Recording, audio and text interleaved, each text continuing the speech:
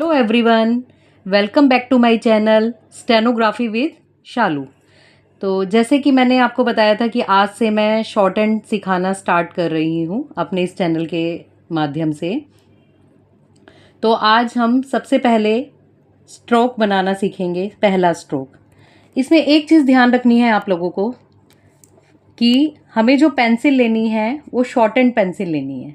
ये अभी मैंने नॉर्मल पेंसिल ली हुई है, ठीक है, बट आपको जो यूज़ करनी है वो शॉर्ट हैंड पेंसिल यूज़ करनी है। शॉर्ट हैंड पेंसिल मिलती है मार्केट में, उसमें लाइट और डार्क का डिफरेंस आराम से पता चल जाता है। दूसरा, आपको जो नोटबुक लेनी है वो ब्रॉड लाइंस वाली लेनी है, दैट इज़ ये वाली लेनी है। नैरो लाइंस की भी एक आती है बट वो स्पीड के लिए होती है, ठीक है, वो वाली आपको नहीं लेनी है। वो जब हम स्पीड में आ जाते हैं, दैट इज़ जैसे कि 60 वर्ड पर मिनट, 80 वर्ड पर मिनट, मतलब जब हम स्पीड में डिक्टेशन लेना शुरू कर देते हैं तब नैरो लाइंस में लिखते हैं और पेंसिल की जगह पेन का यूज़ करते हैं। तो अभी हमारा स्टार्टिंग है, तो अभी हम सबसे पहले पेंसिल से लिखना स्टार्ट करेंगे और पहला स्ट्रोक सीखेंगे। इसमें आपको लाइट और डार्क का ध्यान रखना है। तो सबसे पहला जो स्ट्रोक है हमारा वो होता है पी। क्या होता है? पी। पी, ठीक है। पी को हम बनाएंगे ऐसे, पी, और इसको हमें फ्रेंड्स लाइट बनाना है, light. P P P P.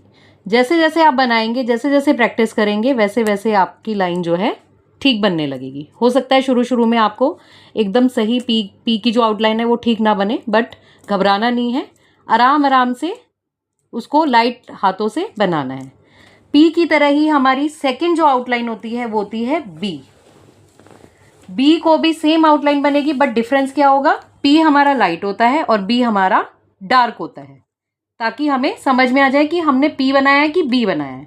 तो बी के लिए हम बनाएंगे डार्क में, आउटलाइन हमारी सेम रहेगी, B B B B B B B B B. ठीक है दोस्तों, समझ में आ गया आपको?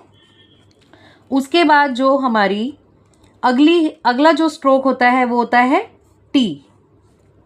टी को हम कैसे बनाएंगे? जैसे हम न्यूमेरिकल में 1 लिखते हैं वैसे ही आपको टी की आउटलाइन बनानी है, एक सीधा डंडा ऐसे। और टी कैसे बनेगा? लाइट। ये हो गया टी आपका, टी। एक चीज़ ध्यान रखनी है दोस्तों, आपको जो है शुरू में थोड़ी बड़ी बड़ी ही आउटलाइन बनानी पड़ेगी, आपको बड़ी बड़ी ही बनेगी। जब हम आगे सीखते जाते हैं, बढ़ते जाते हैं, तो हमारी आउटलाइन अपने आप ही छोटी होना शुरू हो जाती है।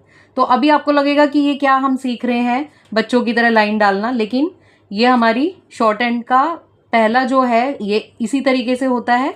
हमारी जो आउटलाइन होती है शुरू में बड़ी बड़ी ही बनाई जाती हैं। तो टी को आपने लाइट बनाना है।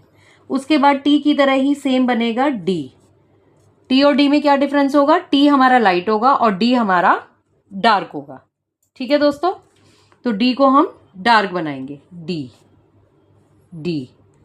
अगर आप ध्यान से देखेंगे तो मेरी आउटलाइन में भी आपको डिफरेंस बिल्कुल क्लियर नजर आ जाएगा। देखिए, ये देखिए, टी हमारा लाइट है, टी, और डी हमारा डार्क है, ठीक है, बोल्ड है। तो ऐसा नहीं है कि मैं पेंसिल गड़ा के लिख रही हूं, लेकिन टी को हम थोड़ा हल्के हाथ से बना रहे हैं और डी को हम थोड़ा सा जैसे बनाते हैं, अपनी पेंसिल चलाते हैं वैसे ही। इसमें एक चीज़ और आप लोगों को ध्यान रखनी है कि जब हम शॉर्ट हैंड सीखते हैं तो हमें पेशेंस रखना पड़ता है, क्योंकि थोड़ा सा टफ लगती है। स्टार्टिंग में आपको टफ लगेगी, बट जैसे जैसे आप सीखते जाएंगे आपको ये आसान लगने लग जाएगी। और कुछ समझ नहीं आएगा तो आप लोग मुझसे भी कमेंट करके पूछ सकते हैं, ठीक है। एक चीज़ और ध्यान रखनी है कि प्रैक्टिस, वो आपने सुना होगा, practice makes a man perfect. तो जितनी आप इसकी प्रैक्टिस करेंगे उतनी जल्दी आप सीखेंगे। तो एक एक स्ट्रोक का, ये जो शॉर्ट हैंड की नोटबुक है इसको हम ऐसे यूज़ करते हैं, जैसे पहला पेज ये वाला भर गया तो सेकंड पेज हम लेंगे, इसकी बैक साइड में ना लेके हम ये वाला पेज लेंगे, ठीक है। तो आपको कम से कम एक एक स्ट्रोक के 2-2 पेज कम से कम, और ज़्यादा से ज़्यादा आपको जितना अच्छा लगे 3, 4, 5 जितना भी आप कर सकते हैं। अगर आपको लगता है कि आप 2 पेज भरने के बाद ही आप उसमें परफेक्ट हो गए हैं, आपकी लाइन बिल्कुल ठीक आ रही है, तो आप 2 पेज में ख़त्म कर सकते हैं। 2 पेज जैसे आपने पी के भरे, फिर अगली नेक्स्ट जॉब है बी के 2 पेज भरिए, फिर टी के 2 पेज भरिए, फिर डी के 2 पेज भरिए। इस तरह से आपकी प्रैक्टिस आपको करनी पड़ेगी।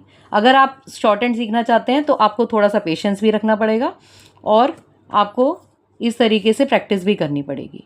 जब सीख जाते हैं तो ये बहुत अच्छी चीज़ है, क्योंकि एक हम बड़ा सा नाम भी बिल्कुल छोटी सी आउटलाइन में बना लेते हैं।